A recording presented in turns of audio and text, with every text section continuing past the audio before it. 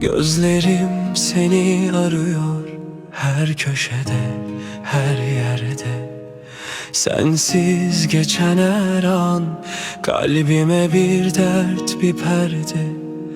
Uyumuyor bu gözler, hayalin hep karşımda.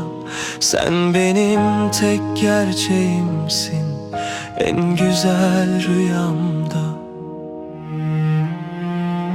Sen benim vazgeçilmezim, nefesim, hayatımsın.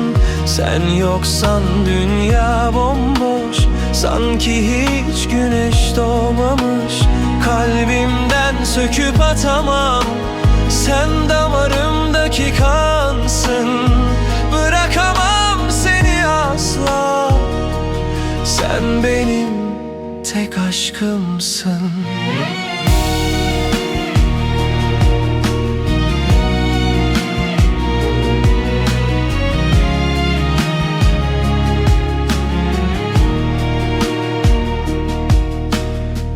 Fırtına kopuyor sensiz geçen gecelerde.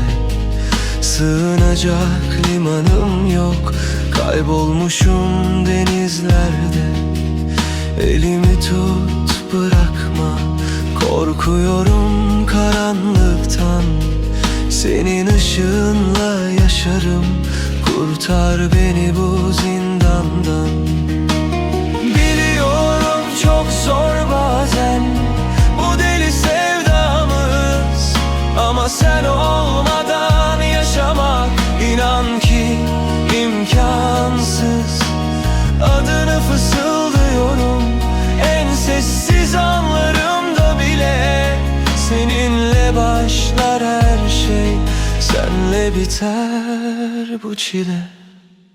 Sen benim vazgeçilmezim, nefesim, hayatımsın. Sen yoksan dünya bomboş, sanki hiç güneş doğmamış.